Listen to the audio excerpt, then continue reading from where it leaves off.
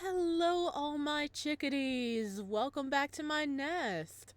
Today, we're going to be playing day 2 of Chilling Devotion. Day 2 literally dropped yesterday, and I was like, yes, yes, please. So, we are going to dive on in and check this out. According to the devlog, they also did a little improvement to the script and updated some artwork. We are going to just start with day 2, but I highly suggest you guys go check out the game for yourself to see all the delicious changes. All right, let's go back to our boy. I am so excited. Oh no, I didn't want to start. No. Wait. Okay. Yes. Sorry. I wanted to load. I'm sorry. Okay. What? Nope. You're done asking questions. Did I hit the wrong one? I am having a time, guys. Wait, I hit the other one. Why wasn't it? Why can't I load the bed? That's where we're supposed to be. Okay, I guess. Okay. Oh, look. Oh, I think he is changed a little bit. Oh, and I don't remember the fox being there before on the fireplace. Oh, this looks so good. All right. What were you doing outside just now? Do you live out here all the time? The storm seems pretty rough. What do you do out here? You said you don't see many people around here. Okay, we're gonna be done asking questions. You both finish up the rest of your drinks in silence. Jim looks at you and finally asks you a question himself. So, how are you feeling being stuck out here? He quickly looks away again while anticipating your answer. He has a complicated look on his face. Oh, wait. I need to banish myself to this corner. I just woke up, guys. Give me a minute. But that is a cute little wolf. Oh, I feel like these were added in. Oh, and is this hoodie, like, got updated? Oh, look at the little designs on the cup. I can't see it from here, but it looks like maybe flowers? Is that a fish or a moon? You wonder why that is. He's a hard man to read. You like it here so far, but look forward to leaving. You can't wait. Oh man, the wind is really knocking at the walls. I don't know if I have it turned up enough for you guys to hear, but the wind howling is really howling. You can't wait to leave and get away from this guy. You would love to stay here longer. Okay, we're gonna go with that one. Actually, I really like it here. I could see myself spending my whole stay here, honestly. It's been nice having you as company. Oh, he's blushing! Oh, it looks like a moon. Oh, it's like a moon with the eyes and the mouth, you know? Some flowers. Oh my gosh, do I have that turned up for you guys to hear that? I think I do. Yeah. Oh my god, that wind is going to town outside. Holy crap. I well, I'll be honest too. I've been liking your company too. What I'm trying to say is, you could stay here longer if you want. But you don't gotta decide now, and maybe your feelings will change. Though, I am happy you feel that way right now. You smile at his flustered, but sincere response. You guess you'll have to see how things go. Jim looks back into the flickering embers of the fire and seems to be weighing your response in his head. You wonder what he's thinking, but can't bring yourself to interrupt his thoughts. You ultimately look into the fire too. The dancing flames lull you into its trance as your mind wanders. Oh, it's getting darker. The time flows as the sun disappears from the sky and you are both left with a dying fire. At some point, you find yourself watching him. His features are softer in the firelight, warmer too than before. He looks much more friendly now that he's taken off his outerwear. and is relaxing in his more casual outfit. He doesn't seem to talk much, but his voice carries a quiet intensity, like every word matters. He glances at you and catches you staring. You quickly look down at your empty mug, feeling the heat rise in your face from being caught. He doesn't say anything at first, but now you feel him observing you back. What? Nothing! You're handsome. Sorry, I didn't mean to stare. Just getting a better look at you. Oh my god. If we do all the little heart things, is it gonna backfire? You're handsome. Oh, I've seen his eye widen. As the words come out of your mouth, Jim's eyes widen for a moment.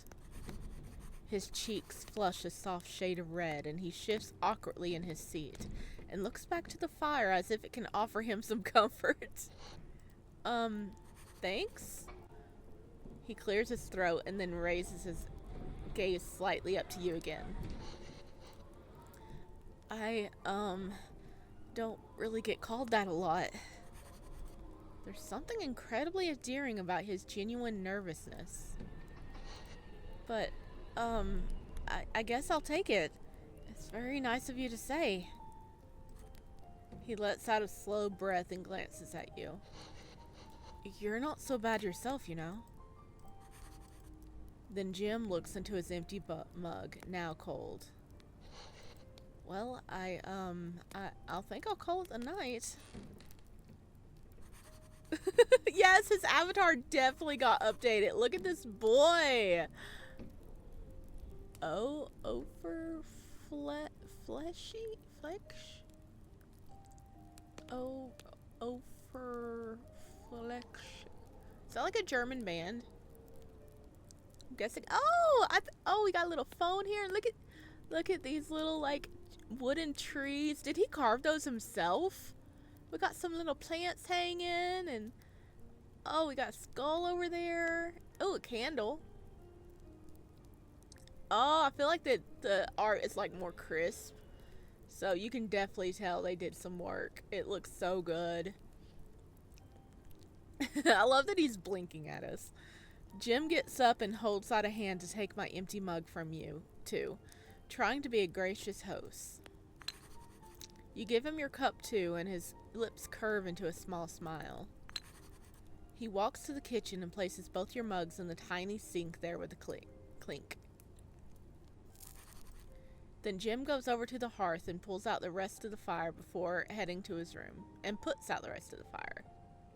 Yeah, we were sitting right here. Oh, that is cute. Look at it. Yeah, I bet he definitely carved these himself. You get up and walk over to your room. You peer out to Jim, closing the door to your room. Jim lingers by his door and glances back at you. Okay, well, good night, Sparrow. Good night, Jim. Thank you. Can I stay in your room?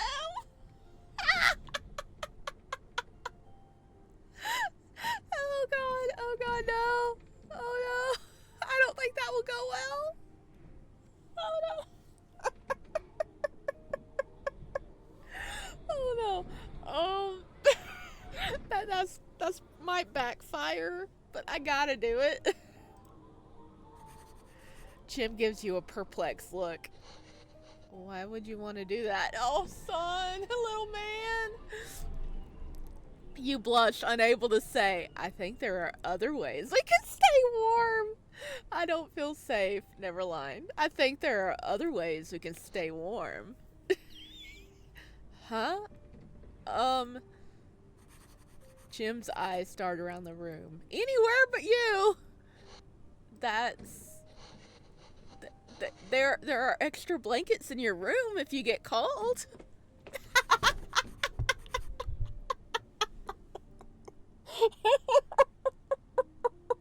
He just flees. He flees away from us. Oh my god, that was so funny. Jim rushes away before you can say anything else. Oh, you turn to go to your room then. Oh god, that was good. Oh, look at the wolf.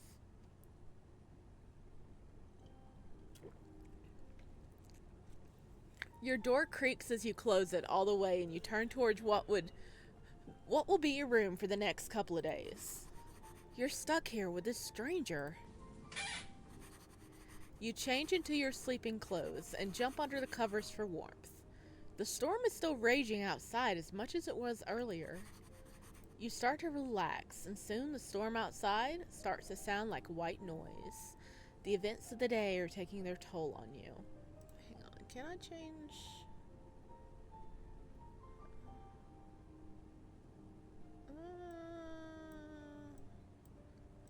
Wondering if we could yeah, that's the audio.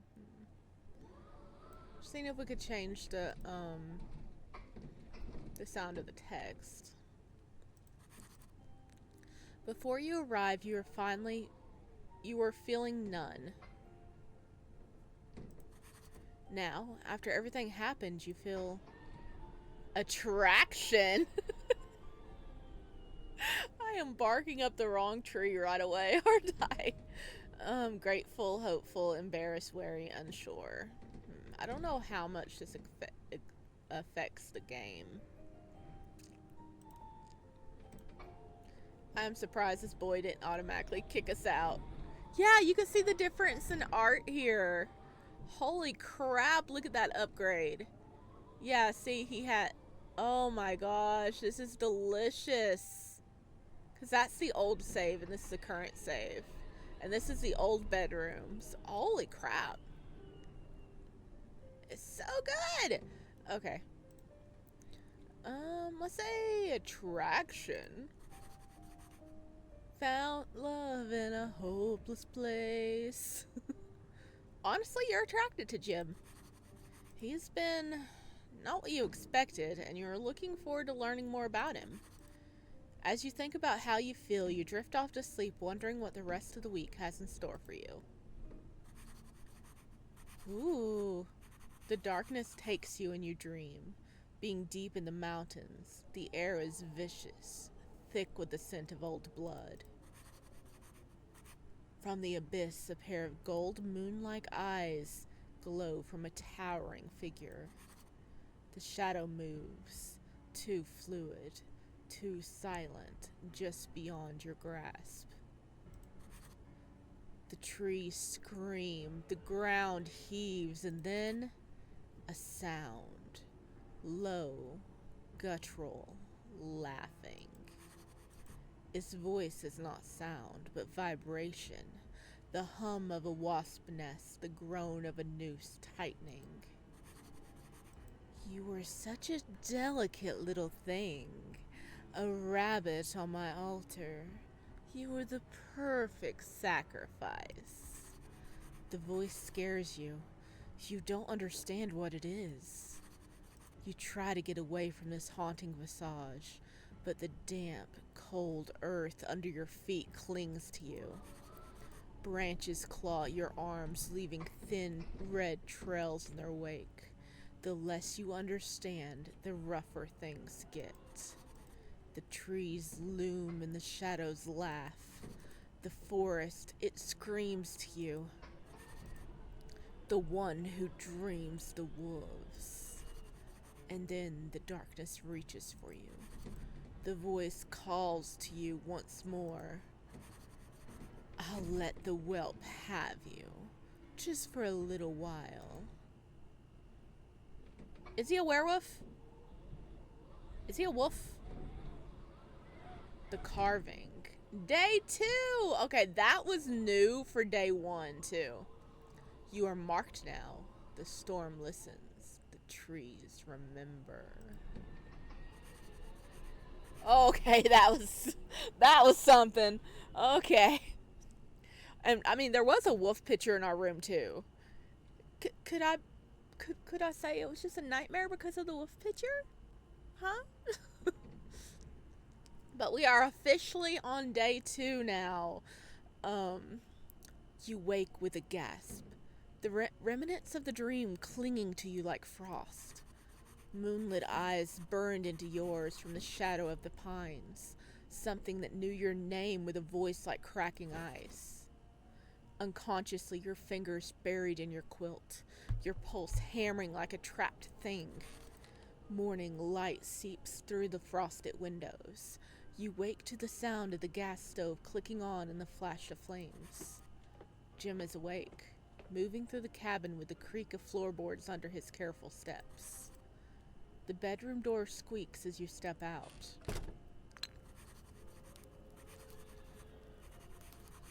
Jim keeps his back to you, fingers fumbling with the coffee tin like it's the most fascinating thing in the world. Ah, you're finally awake. You sit down at the table. Jim sets a chip mug on the table and... Ah! No, go back! Sorry.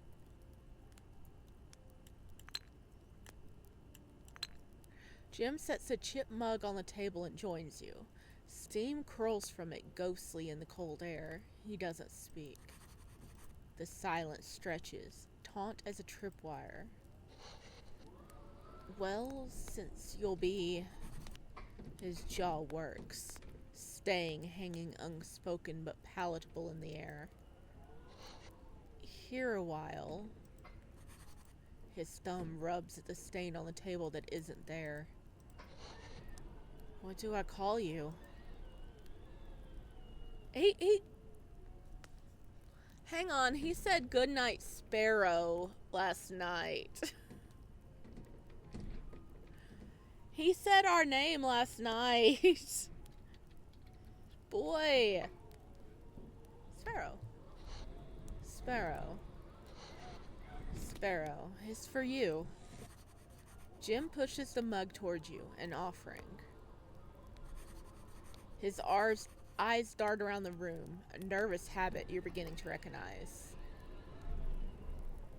Push it away? Oh no. Wait for him to speak. Take the mug.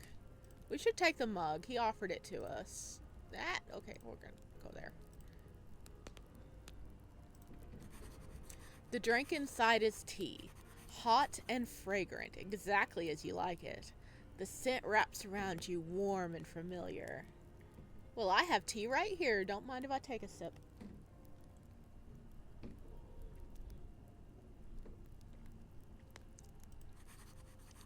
You hadn't realized how thirsty you were until now. Jim watches you intently. Drink! Pretend to drink. Refuse to pretend to drink. He's watching us intently. Did he put something in it? Did we offend him?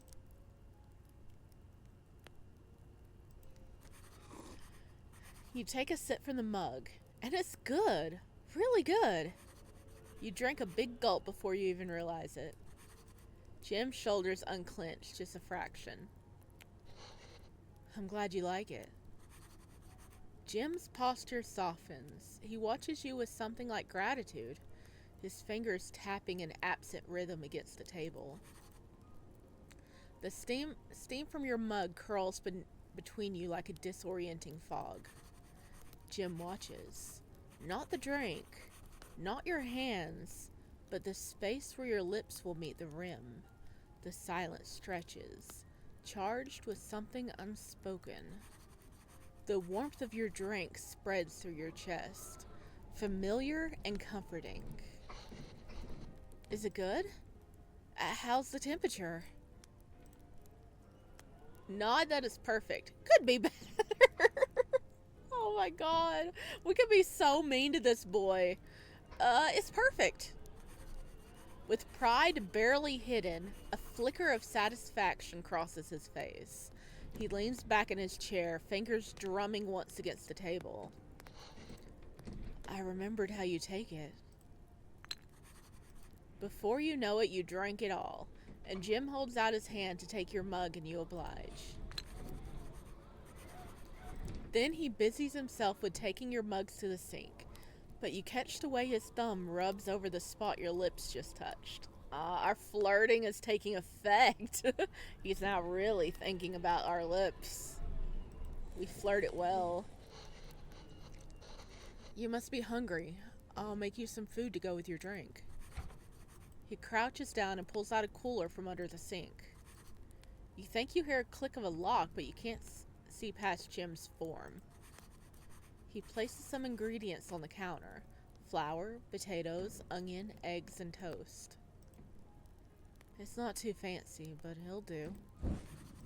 Jim moves with quite efficiency at the stove as he layers ingredients into a cast iron pan. We should have. Is it okay to help? I want to help. Go to help. You step beside him, reaching for a knife to chop vegetables. Jim's hand catches yours. Not to stop you, just to guide your grip. Knife sharper than it looks. Here. He adjusts your fingers, his palm warm against yours. Oh, he's smiling! Smaller cuts. They'll cook even. You work in comfortable silence, shoulder brushing occasionally. When the meal is ready, he places it carefully, nudging the best portions towards your side. Aww. Aww, he's giving us the best bits. His boot knocks lightly against yours under the table, a tiny grounding touch. We make a good team. Oh, that looks good. The food is simple but perfect.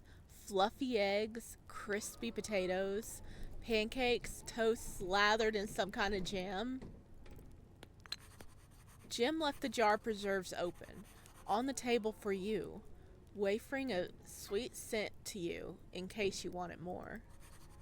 Your stomach grumbles loudly at the sight and smell. Good. You have an appetite. Go on and dig in.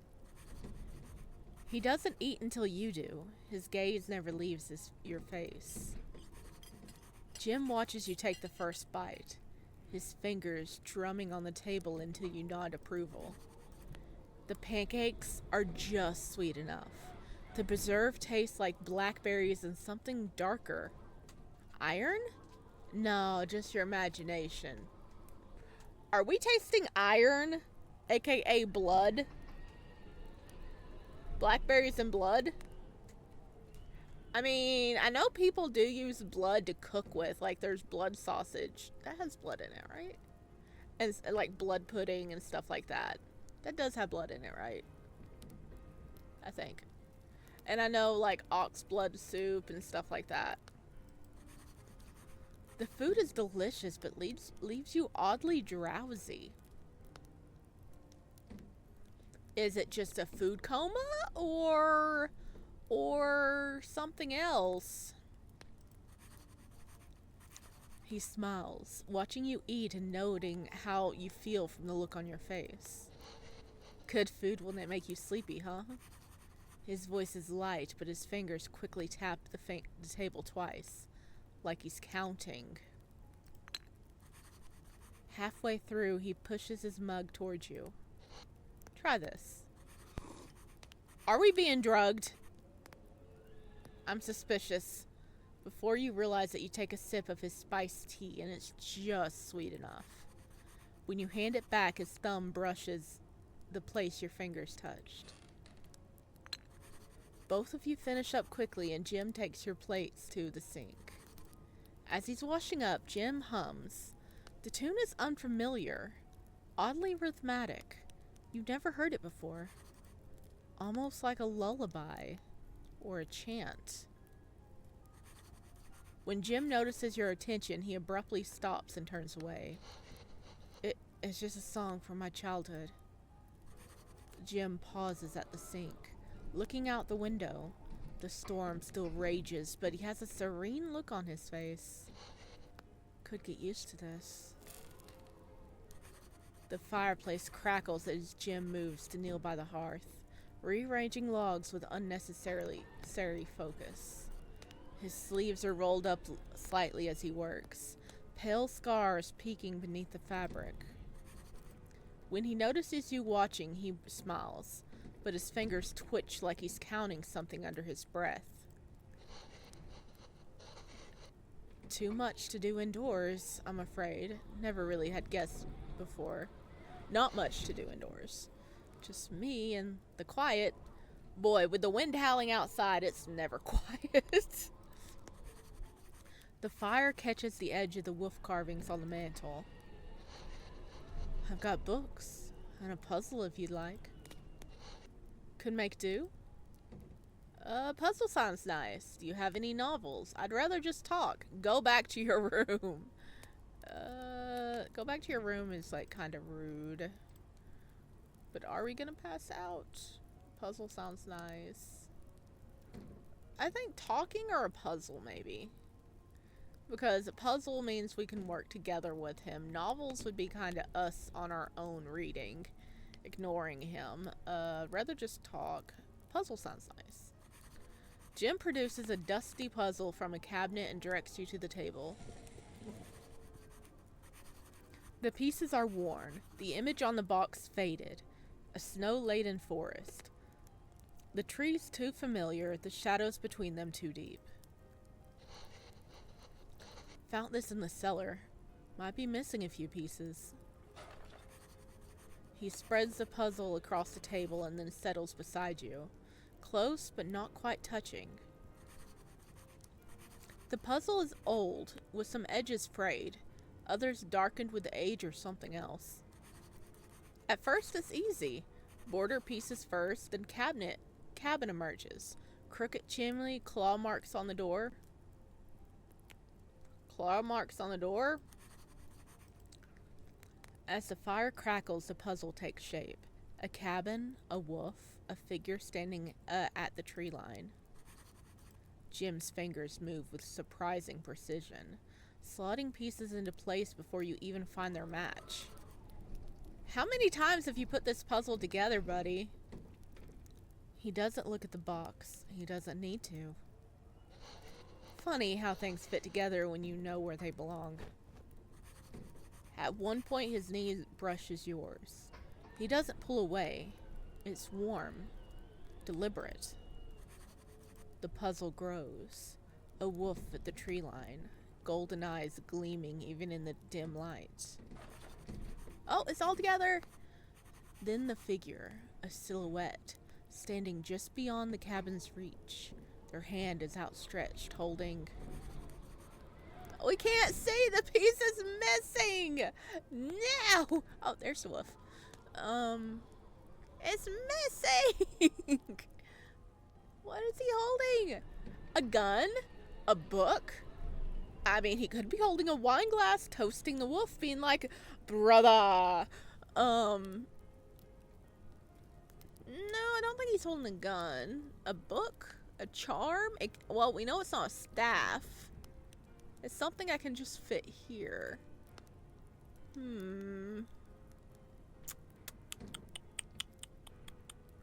Is he pointing? Like, there you are, wolf. Go. Come inside my cabin. Let's get warm. I have a pork chop for you. I don't know.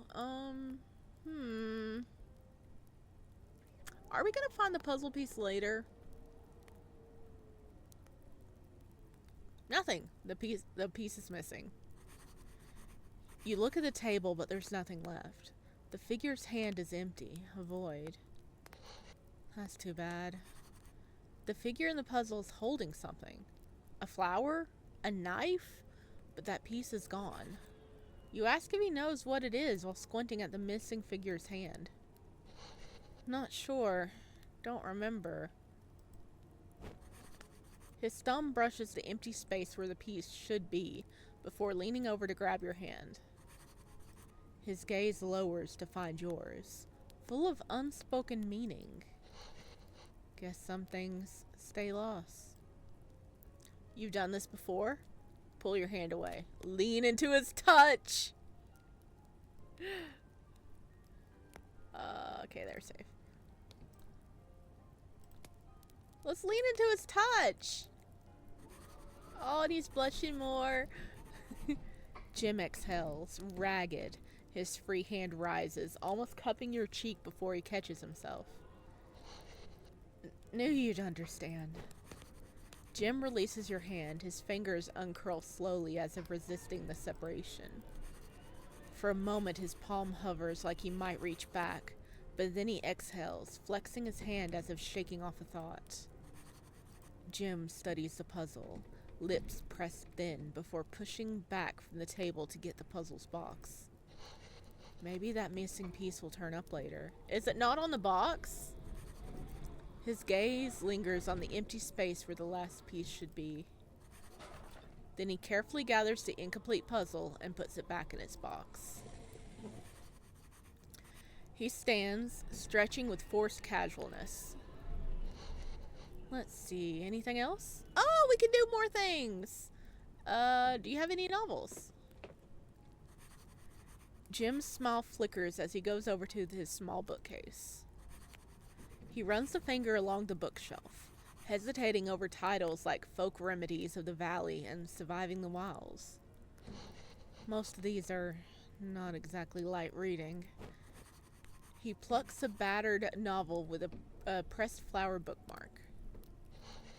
But this one's okay. Oh, I love the fire flickering. That's really cute.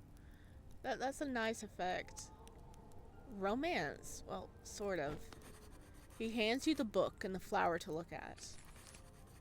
The flower feels a bit chilly in your hands. Your imagination?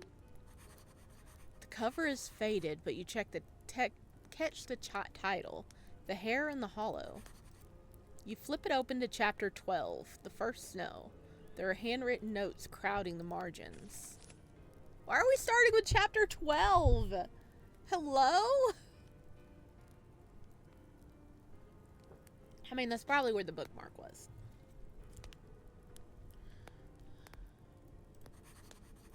Oh, okay. It's not reading it.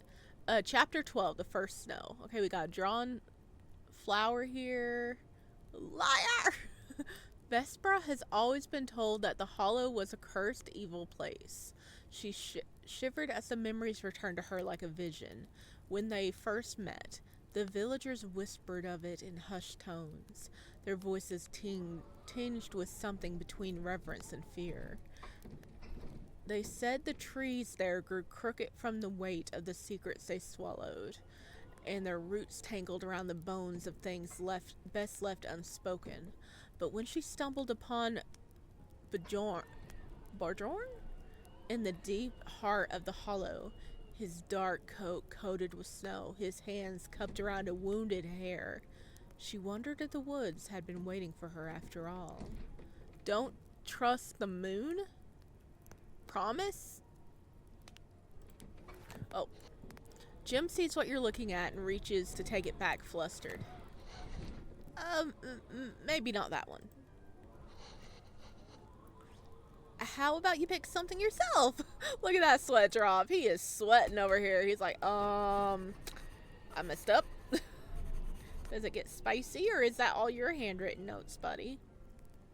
You approach the tall, sparse bookcase and read the titles as you run your fingers along the spine. Wilderness survival, edible plants, the history of knot tying? Seriously?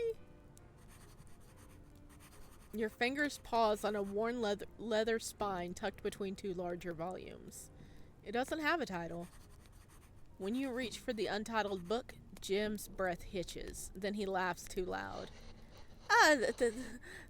That's just my weather log. Terrible handwriting. Here. I think it was more than a weather log.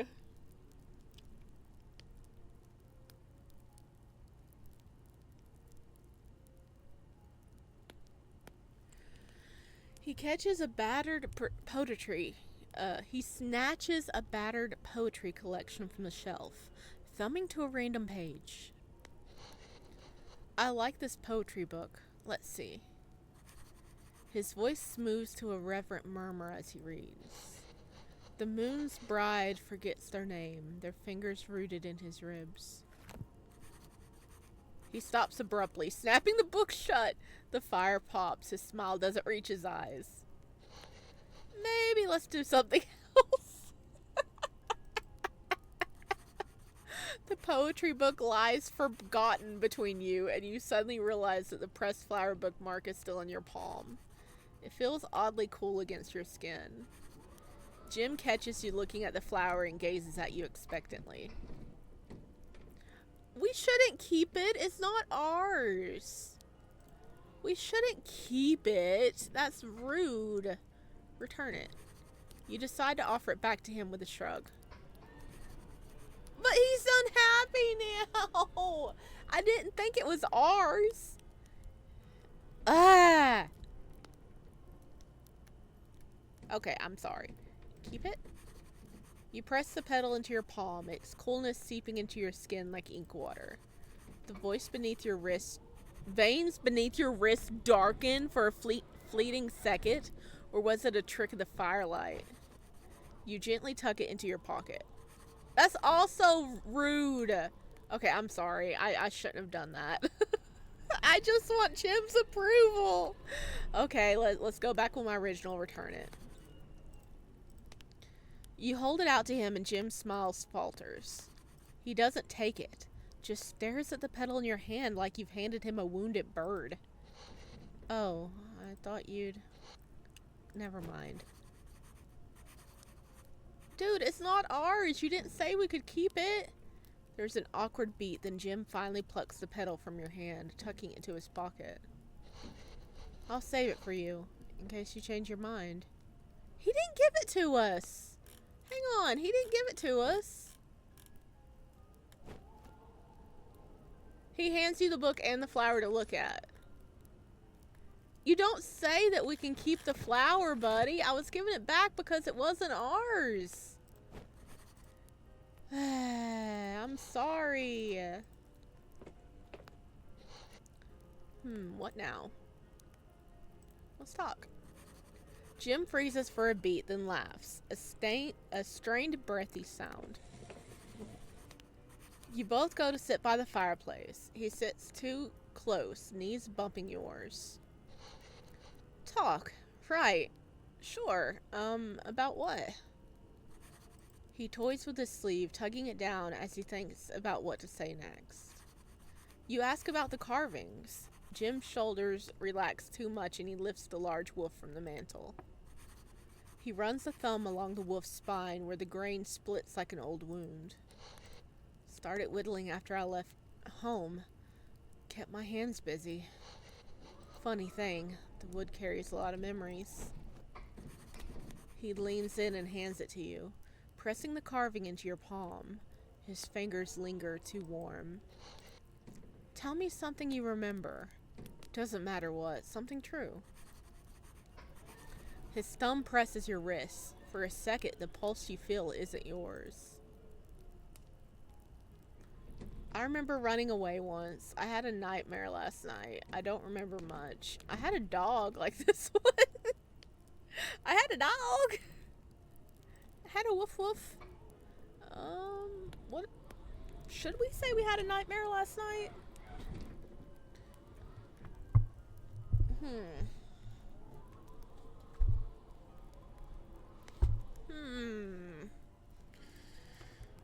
He's probably not gonna like this. I had a nightmare. Jim goes very still. The shadows behind him sway. I'm sorry about that. But dreams can just be dreams, not real. Jim's expression softens. His thumb traces your wrist like he's counting your pulse.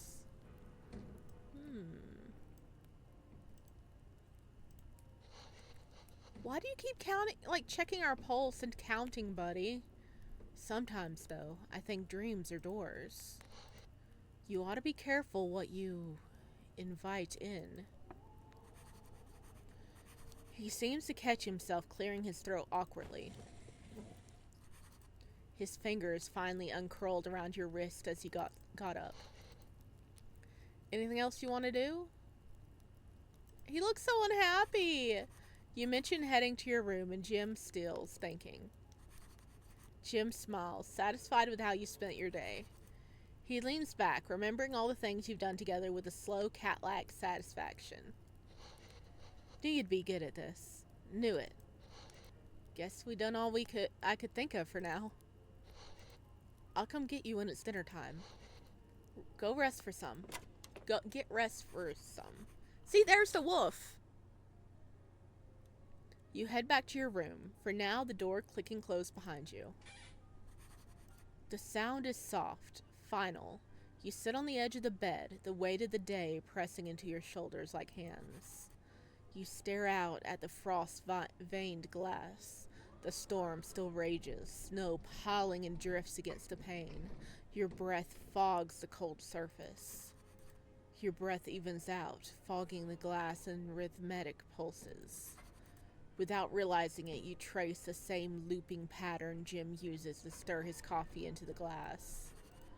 You were feeling more accepting of your situation, or maybe resigned is a better word. The snow no longer looks threatening, just inevitable, like the turn of seasons. Think about what you've seen. Try to nap! Okay, let's just think. The wind howls outside as you lie stiffly beneath the quilt, staring at the ceiling. You reflect on what you've seen today. The first day staying in the cabin with Jim. Your palm tingles where the petals touched you, a phantom chill that won't fade. You press your hand to the mattress, but the cold lingers like a brand. That flower was too cold, too perfect. And Jim's reaction was playing on a loop, dismissive even when his breath steeled. You clench your fist, the scent of frost and iron still clinging to your skin.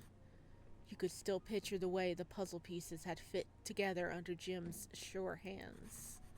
The shadow of the cabin, the lurking of the wolf with its golden eyes, the figure at the tree line. But the piece it held had still been missing. Now, in the quiet of your room, the memory nagged at you. He's been a surprisingly attentive host, in his own way. The breakfast was hearty. He remembered the little things, the way you take your tea. There's something almost comforting in the way he moves, like he memorized the shape of this solitude and simply let you step inside it. Jim's still careful with his words and still watches you a little too closely, but there's no denying it. You've gotten closer today. The shadows stretch across your room and you begin to wonder if it's evening time yet. Jim hasn't come to get you, but the hunger in your stomach pulls you out of bed. We hungry, Jim! We hungry! Feed us! I kind of feel bad we're eating all this food, though. When you get up, you notice the door is slightly ajar. You could have sworn that you closed it. The storm has trapped you both inside for another day. The wind howls through the cracks in the cabin walls, but Jim seems almost content. He sits at the table, a small knife in hand, whittling away at a block of oak. His movements are careful and precise, like a man performing a sacred rite. He doesn't look at you, but you catch the way his fingers linger over the wood, shaping it with something like reverence. Watch quietly, gently alert him to you. What are you making? Oh god, that would scare him and he would cut himself, wouldn't he? What you making? Oh no. We could... I kind of want to watch and see what he's doing, but... Let's gently alert him. You softly clear your throat and purposely creak the wood underneath you as you approach. Jim looks at you with clear eyes. Ah, Sparrow, I'm almost done. There. It's a bunny! It's a carving of a rabbit. A small, fragile thing. Ears folded back, body coiled as if ready to flee. When the carving is finished, Jim hesitates, his thumb brushing over the creature's back, passing over its form. He seems to consider the object in his hands before putting the carving away into his pocket without another word. You note a flash of pain across his face before he turns away. Stop him. A flash of pain? What did you do? Jim freezes, his fingers tightening around the carving. When he turns back, his gaze is searching, wary, There's a fragile hope there too, like he's bracing for rejection. Do you want it? Hell yeah, we want it. It's adorable. Accept it and wear it? I thought it was just a little figurine. Accept it but don't wear it. Reject it. Break it? Break it? Break it? Are you kidding me? Are you kidding me? Oh my god, we could really just be assholes, can't we? Accept it and wear it. You trace the carving with your fingertips and you want it around your throat. Jim seems to read your desire and tentatively takes the carving in his hand. With a twitch of his lip, he picks up his knife and whittles away quickly. He carves a small hole through its heart and threads it with a leather cord. He hands it back to you with an expectant look. Can you put it on me? Put it on yourself. Can you put it on me? Jim stiffens for a heartbeat, then hurriedly obliges to you. You know, I'm treating this like a romance game. I think this is a yandere game, right? The first thing you notice is that the cord around your neck is tight, a collar disguised as jewelry. The thin leather knotted snug around your throat is not enough to choke, but enough that you always feel it there. The wood is smooth, almost too delicate, like it might splinter if gripped too hard. Jim's eyes burn into the dim light at the sight of you, breast shallow. I knew it would suit you. He shifts closer, his knees brushing yours as you reach out to adjust the carving. His touch lingers, warm, callous fingers tracing the curve of the carving's back alongside your skin.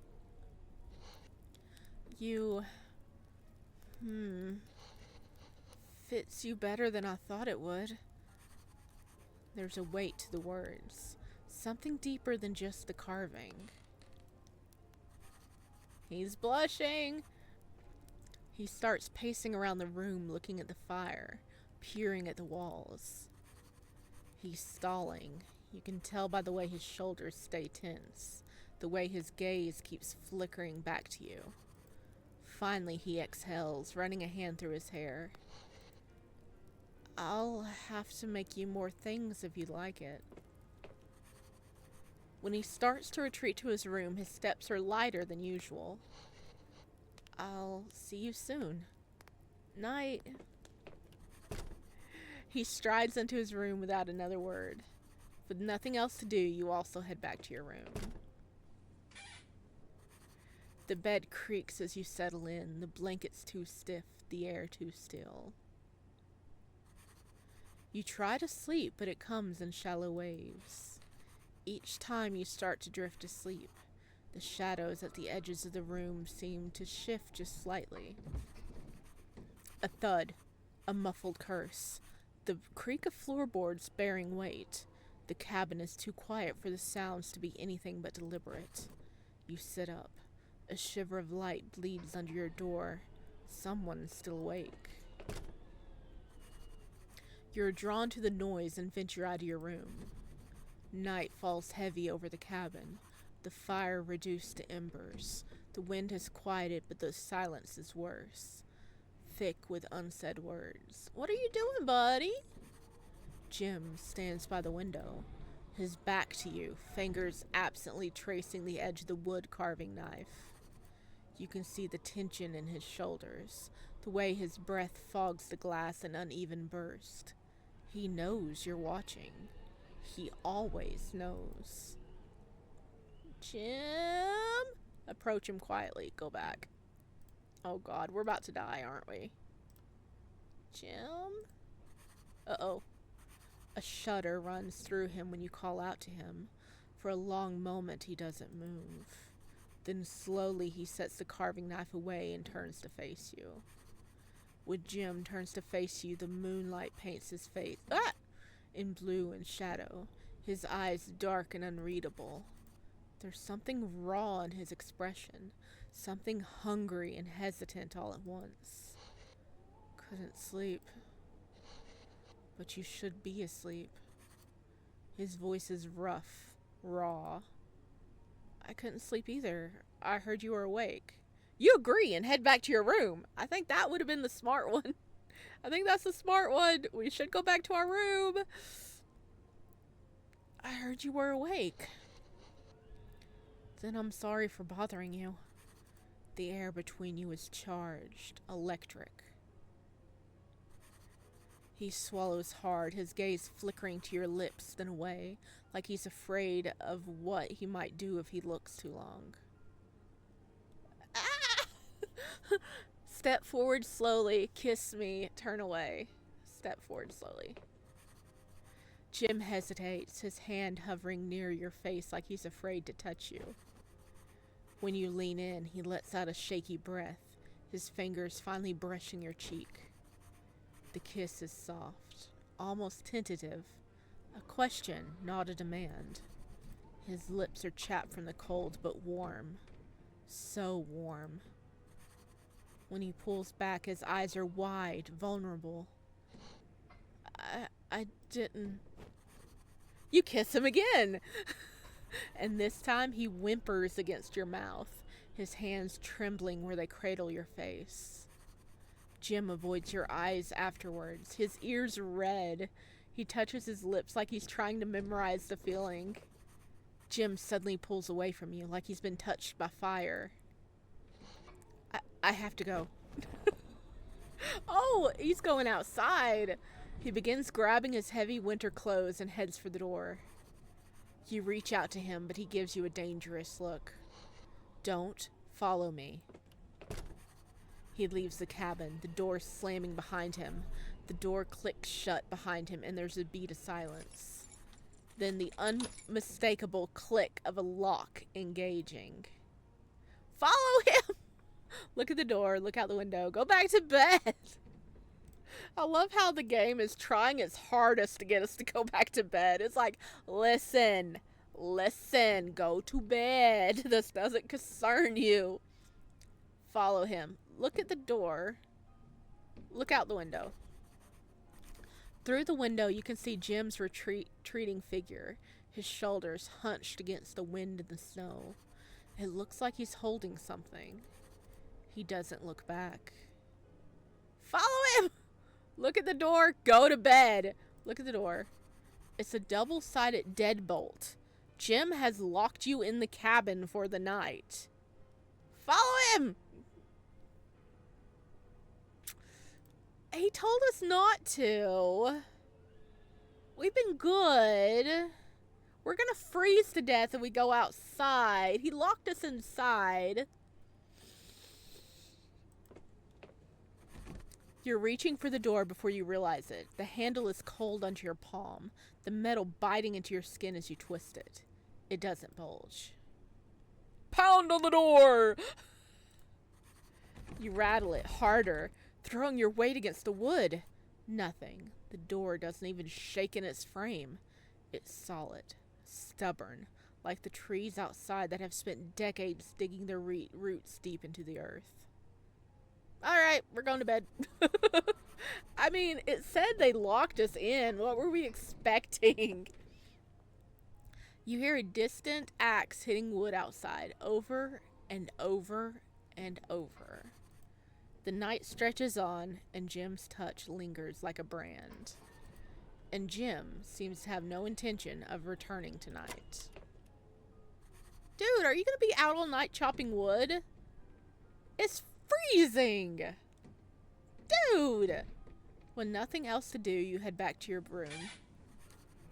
You lay back down on your bed, filled with thoughts of Jim, but your eyes grow heavy with sleep. The storm murmurs against your windows, a lullaby of wind and creaking wood.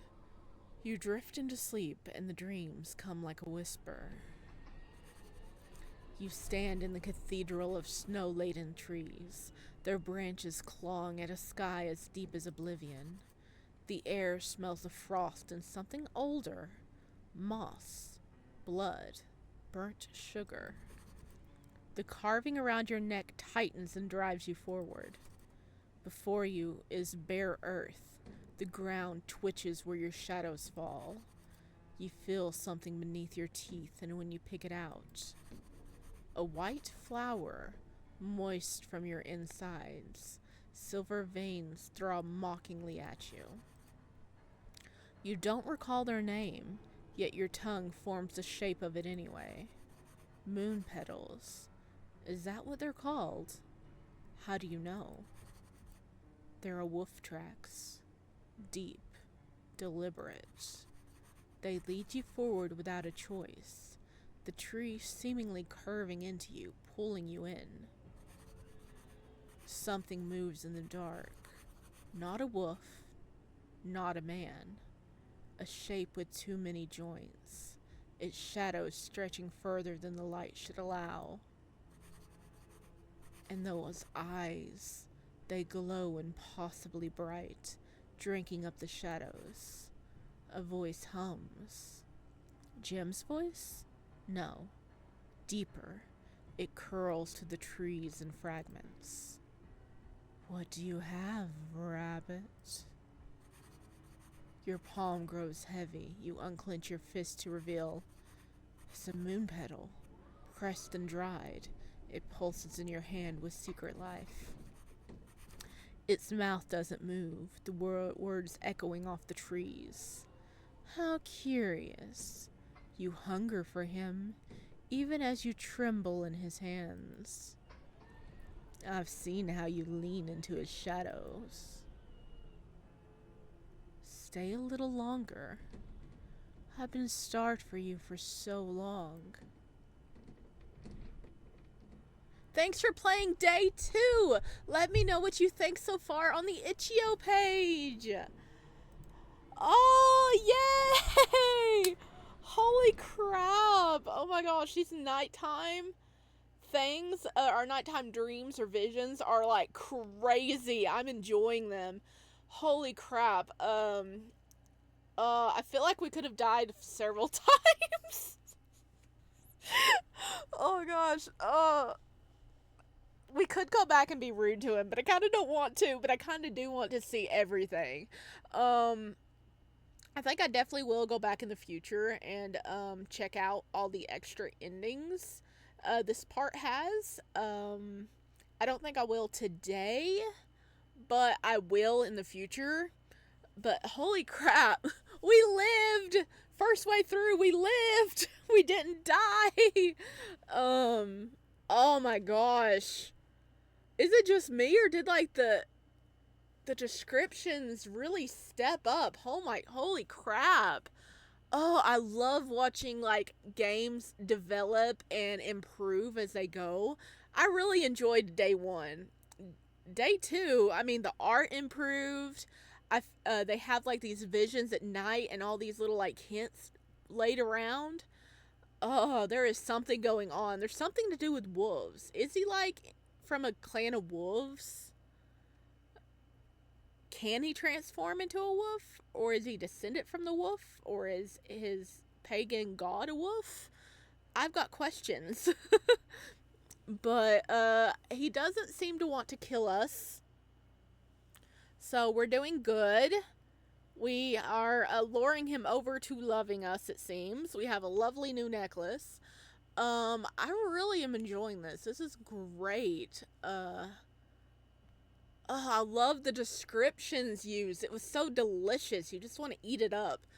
Oh my gosh. As always, I'm going to have a link down below so you guys can go check this out for yourself.